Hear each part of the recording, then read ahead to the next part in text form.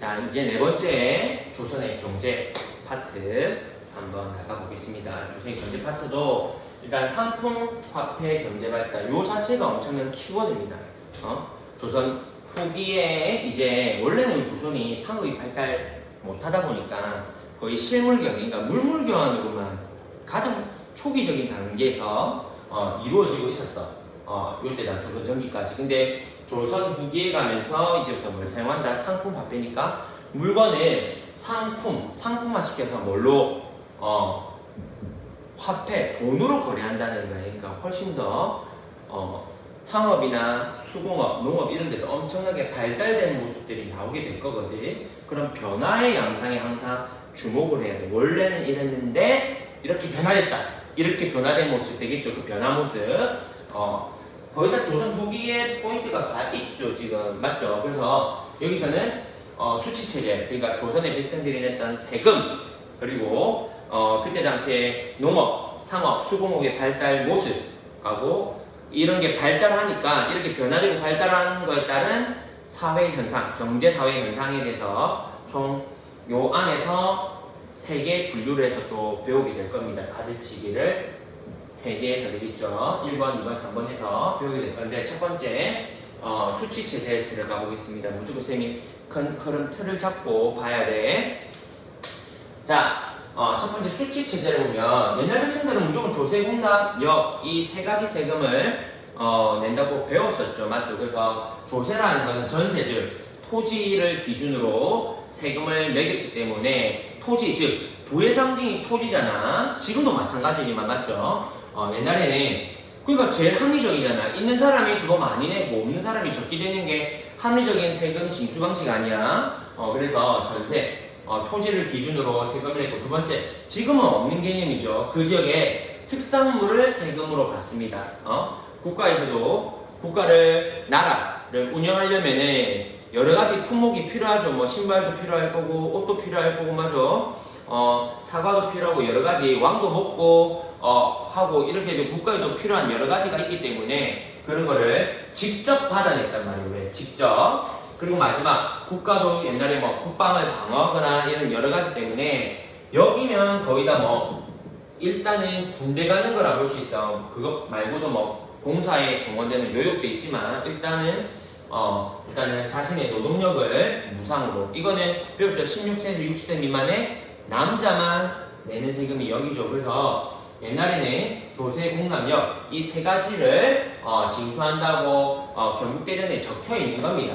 되겠죠? 요 세 가지를 징수했는데 이제 16세기 이제 중기가 되면 이런 거 세금 징수에 문제점이 발생하기 시작해요. 왜? 당연히 이 세금을 갖다 삥땅 치고 수령들이 나쁜 짓을 하게 된단 말이야. 당연히 왜? 이 훈구파가 고인물이 되어 가면서 이런 여러 가지 문제점들이 발생하는 겁니다. 되겠죠? 그래서 당연히 뭐니? 예를 들면 이 전세도 마찬가지야. 예를 들면 백성들한테는 20을 걷어놓고 이 수령들 당연히 국가에 보고할 때는 우리 마을에 예를 들면 이번에 흉년이라서 4만 걷었습니다 해가지고 자기는 16을 갖다 삥땅 치먹거나 이런 식으로 국가 재정이 악화되기 시작합니다. 그리고 임진왜란을 겪으면서 외란, 일어나면서 인구가 감소했다는 거니 당연히 세금을 낼 백성들이 많이 죽어나간 거고 당연히 국가 재정이 악화되겠죠. 재정이. 그러니까 농민 남은 백성들이 그 몫까지 담당을 해야 되고 그러니까 엄청나게 힘들어지는 거야. 그러니까 국가 입장에서는 뭐다? 이런 국민들의 불만 당연히 지금도 뭐 봐봐 얘들아 세금 이런 문제는 너무나도 예민한 문제잖아. 그러니까 이런 걸 해결하기 위해서 뭐다? 원래 거두던 조세, 공납, 여가의 이 세금 제도를 바꿔야 되겠구나 이거를 이제 하는 겁니다. 그래서 이 바뀐 법이 포인트겠죠. 이 바뀐 법이 이런 문제점이 발생했으니까 그래서 뭐 이 조세를 개정한 법이 영정법이야. 이게 연결되는 거야. 영정법. 그리고 공납의 문제가 여기 나오는 강남이거든. 이 특산물의 문제를 해결한 법이 대동법. 하고 이 노동력의 문제를 해결한 법이 균역법입니다. 그래서 대칭되는 거야. 매칭 되겠죠? 요 세 가지. 그래서 영정법, 대동법, 균역법에 대해서 배우도록 하겠습니다. 수지체계의 개편 갑시다. 영정법은 뜻이 뭐냐면 영원히 정한다 이 뜻이야. 영원히 정한다 이 말입니다. 원래는 정확하게만 조선 세종 때인데 조선 세종 때 공법이라 해가지고 풍년, 흉년에 따라서 세금을 좀 더 많이 받기도 하고 흉년이면 세금을 깎아주는 정책을 펼쳤어. 조세 되니. 근데 이제 쌤이 말했죠. 예를 들면 수령 사또들이 이거 갖고 장난질 치기도 했단 말이야. 예를 들면 원래는 사실 풍년이라서 세금을 좀 더 받아야 되는데 예를 들면 아니면 흉년이라서 세금을 깎아주고 이렇게 해야 되는데 수령들이 장난질을 많이 친 거야. 예되니? 그러니까 농민들이 힘들어지고 이런 여러 가지 문제점이 발생한 거지. 그래서 국가에서 말한 거야. 앞으로는 이제부터 뭐다? 풍년, 흉년 관계없이 그냥 무조건 뭐다? 제일 싸게 받을게. 원래는 풍년이면 토지 1결당 최대 20두까지 받고요. 흉년이면 4두나 6두를 받았단 말이지. 되겠니? 4에서 6두를 받았는데 그냥 무조건 뭐다? 이제부터는 풍년, 흉년 관계없이 무조건 최저로 받을게. 이렇게 정해버린 거야. 그래서 뭐다? 영원히 정해버렸다 해서 영정법이에요. 영정법 되니 원래는 풍년, 흉년에 따라서 세금을 다르게 받았단 말이에요. 근데 영원히 정해버렸다 해서 영정법이에요. 첫 번째, 전세를 이제 외란 혼란 이후에 영정법으로 바꾼 거예요. 원래 정확하게 말하면 우리 교과서에 나왔지만 영정법은 병자호란 이후부터 원래 하고 있었는데 일단은 이제 그냥 묶어서 되겠죠. 두 번째, 대동법 있어요. 대동법도 임진 외란 이후에 이 광해군께서 처음 실시한 거죠. 경기도 지역에 한해서만 특히 심했던 게 박람회 폐단이에요. 박람회 폐단. 왜냐면 특산물이라는 거는 얘들아 원래 그 지역에 날 수도 있고 안 날 수도 있잖아. 근데 뭐니 무조건 예를 들면 대구 하면 사과, 예를 들면 부산 하면 문어 이렇게 정해놨단 말이야. 근데 뭐 우리 지금도 똑같이 지구 온난화나 여러 가지 사정에 따라서 그 지역에 원래 나던 게 안 날 수도 있잖아. 하지만 국가에서 무조건 뭐다? 너희 지역은 무조건 사과만 내, 너희 지역은 문어만 내 이런 식으로 정해놨다면 없는 거를 억지로 구해서 내려고 하니까 그 물건의 가격이 엄청나게 치솟는 문제가 발생하는 거예요. 거기다가 여기서 방납업자라 해가지고 상인들이 이걸 갖고 장난질을 치기 시작해. 왜? 농민들은 농사 짓고 살아야 되는데 나지도 않는 사과나 나지도 않는 문어를 갖다가 갑자기 내라 하니까 자기가 농사 짓는 것도 포기하고 다른 지역에 가서 그걸 구해야 되니까 엄청난 힘들잖아. 그러니까 상인들이 이걸 장난치셔서 내가 구해올게 대신에 이런 식으로 해가지고 자기들이 그걸 다른 데서 구해온 다음에 이 농민들한테 엄청 비싸게 팔아먹는 거야. 되니? 그러니까 백성들 입장에서는 이거 완전 눈탱이 맞는 거잖아. 호구당하니까 자기들이 억지로 구해와서 이걸 또 다시 내려고 했을 때 이 수령과 그 방납업자 상인들이 짜고 있잖아.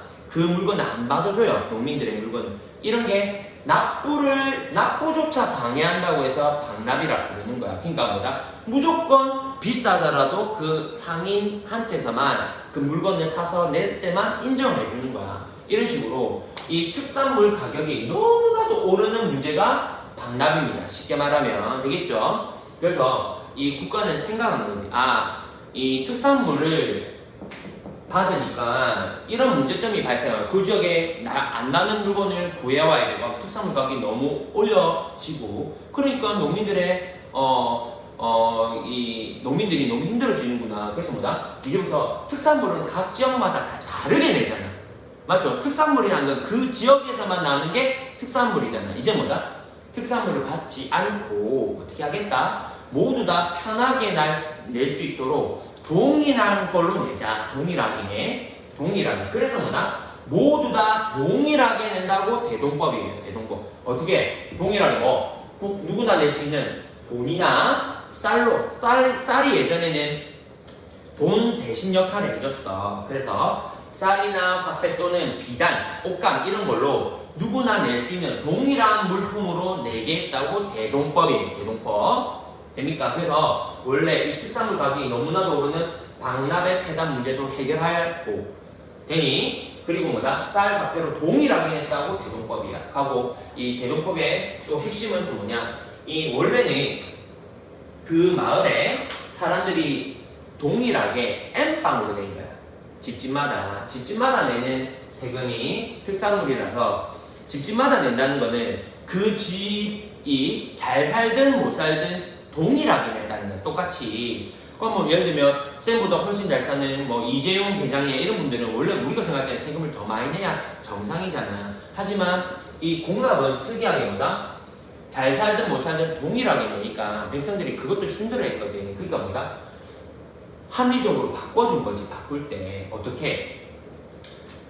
잘 사는 사람들이 많이 들고 있던 게 뭐야? 토지잖아. 그러니까 예전에 집집마다 내던 것을 세금을 뭐다? 토지에 부과하면서 잘 사는 사람이 훨씬 더 세금을 많이 내게 만든 거야. 그러니까 굉장히 엄청나게 좋은 법이죠. 광해군이 실시한 거니까. 물론 이것 때문에 양반들이 반대한 거야. 양반들이 왜? 양반들이 잘 사는 게 대부분이잖아. 그러니까 양반들 입장에서는 자기 세금이 갑자기 오르니까 대동법을 시행하면 그래서 엄청나게 반발하고 이 대동법은 무려 시행되는데 100년이 걸려. 전국적으로 시행되는데 왜? 양반들이 토지에다가 세금을 부과한다니까 자기가 세금 폭탄 맞잖아. 그러니까 이거를 갖다가 계속 반대했단 말이야. 이 법안을 갖다가. 그러니까 광해군이 설득하고 얘가 그렇다면 백성들이 진짜 좋아하는지 싫어하는지 경기도 지역부터 해가지고 한번 실시해보자 하니까 폭발적인 반응이 일어났겠지. 그래서 경기도부터 해가지고 점차 시행되는 지역이 늘어났던 법이 대동법입니다. 대동법. 그래서 박람회 대단도 시작하고 뭐다? 모두 다 동일하게 특산물이 아니고 쌀이나 화폐로 동일하게 된다고 대동법.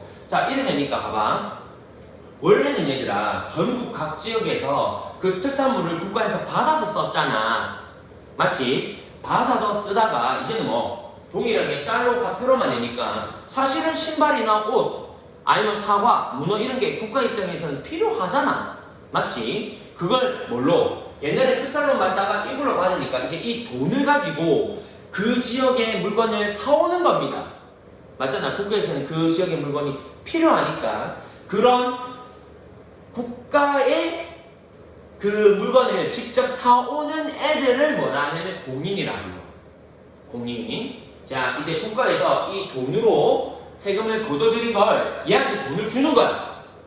니는 부산에 가서 문어 사와. 니는 대구에 가서 사과 사와. 이런 식으로 국가의 부름을 받고 심부름꾼, 국가의 공인, 심부름꾼을 우리는 공인이라고 합니다. 국가의 공인. 그럼 봐봐. 얘들이 국가의 그 세금을 그럼 봐 얘들아. 국가에서 물건 살 때 물건 1,000원어치 주세요. 2,000원? 2,000원어치 주세요. 이게 작게 사기니 국가에서 필요할 때 뭐니? 예를 들면 신발 1억원치 주세요. 신발 2억원치 주세요. 이런 식으로 엄청나게 크게 살 거잖아. 그러니까 뭐다? 얘들이 이제 돈을 가지고 하니까 뭐다? 상품 화폐 경제가 발달하게 되는 거야. 이해됩니까? 물건을 사고 팔잖아요. 이제부터. 물건을 사고 파니까 상품이 되죠. 물건이 상업으로 팔리잖아. 그리고 뭐니? 물건 사고 팔 때 이제 뭐니? 물물 교환하는 게 아니고 뭐 화폐를 사용하니까 국가 경제가 아주 발달하게 되는 엄청난 부수적인 효과도 마련하는 게 이 대동법입니다. 이 대동법은 엄청나게 중요한 법이야. 광해군 때 처음 실시가 됐는데 됩니까? 세 번째 균역법 보겠습니다. 균역법. 이 균역법. 그러니까 세 번째 균역. 이 국가 입장에서는 이 군대 가는 것도 굉장히 힘들었어. 농민들이. 특히 남자들이. 왜? 이 임진왜란이나 병자호란, 정묘병자호란 겪으면서 봐봐. 인구가 엄청 줄었잖아. 맞지? 근데 국가에서는 똑같이 그 농민들이 군대로 와줘야 돼. 그러니까 힘들어지는 거죠. 왜? 인구는 줄었는데 그만큼의 부담을 다 지게 되니까. 그래서 좀 이런 말을 해도 되나 모르겠는데 이때 당시 내가 뭐 조선 후기 가면은 엄청난 문제점이 발생합니다. 왜? 인구는 줄었는데 그만큼의 양이 필요하니까. 예를 들면 할아버지 같은 경우 우리 집에 안에 할아버지가 돌아가서 사망했어. 근데도 뭘 하냐면은 말하는 거지. 이 사망 신고를 해야 되고 사망 죽었는데도 불구하고 있잖아. 죽은 걸 인정해주지 않습니다. 인정을 안 해줘. 사망 인정을 안 하고 이 할아버지가 살아있는 것처럼 해서 세금을 계속 걷어들입니다. 국가에서. 이걸 말하냐면 어려운 말로 백골징고라고 불렀어. 이 할아버지 돌아가시니까 백골이잖아. 백골한테도 세금을 징수해서 받는단 말이야. 또는 황구청정이라 해서 어린 애기가 태어났어. 어린 아기는 봐봐. 16세가 넘지 않았죠. 16세가 되지 않은 아기한테도 말하는 거야. 축하합니다. 남자 아기네요. 우와! 이러는 거다. 얘한테도 세금을 걷어들입니다. 이걸 어려운 말로 황구천정. 어린 애기가 이빨이 노란색인가? 노란색. 그래서 황구청정에서 어린 애기한테도 세금을 걷어들입니다. 그러니까 남자로 태어난 게 죄잖아. 이때 당시에 남자로 태어나니까 세금을 하나 더 내니까 너무 힘들어서 어느 정도냐면 이때 당시에 사회 문제가 어떤 농민이 있잖아. 자기 남자의 상징이 뭐야? 그 거시기잖아. 이런 표현 소녀들한테 해도 되는 그 자신의 거시기를 잘라버릴 정도로 있잖아. 엄청난 문제점이 발생하기 시작해. 그러니까 이 균형법이 영조되거든. 영조가 생각한 거야. 이 세금을 줄여줘야 되겠구나. 그래서 원래는 있잖아. 우리 교과서에 나오는데 원래는 구에서 각 지역마다 조금씩 달랐어. 지역마다 두 필 또는 세 필을 낸 거야. 두 필 또는 세 필로. 그러니까 부담이 심했거든. 심하니까 이걸 몇 필로? 한 필로 반으로 줄여준 거야. 균등하게, 동일하게. 그래서 뭐냐? 군대가 여기잖아요. 여기에 이 세금을 균등하게 줄여줬다고 균역법이. 원래는 각 지역마다 두 필 내는 데도 있고 세 필 내는 데도 있었는데 한 필로 동일하게 다 균등하게 줄여준 거예요. 그래서 균역법입니다. 감세, 세금을 줄여준 거예요. 그러니까 농민 생활이 훨씬 더 좋아졌겠죠. 맞잖아. 예를 들면 100만 원 내다가 세금이 50으로 줄어든 거니까 엄청나게 환호했겠죠. 근데 문제점이 있어. 문제점. 봐봐. 국가 입장에서 이거는 농민들은 좋아진 거야. 이거는 농민들은 좋아졌겠죠. 농민들은 너무 좋아졌어. 라이크. 너무 좋아. 이제. 근데 문제가 뭐냐면 국가겠죠. 국가 입장에서 봐봐. 국가 입장에서 예를 들어 봐봐. 얘들아. 원래는 세금을 100만 원 받았어. 원래는 세금을 100만 원 받다가 이제는 세금을 이제 50만 원만 받는 거야. 맞죠? 왜? 두 필 받다가 한 필로 줄인 거니까. 그럼 봐봐. 사실은 국가 입장에서는 100만 원치가 필요한 거야. 100만 원이 있어야 국가가 돌아가는데 이걸 50만 원으로 줄여버리면은 내 살림, 내 월급이 50만 원으로 줄어든 거잖아. 그러면 국가 입장에서 보면 이거 힘들어진 거죠.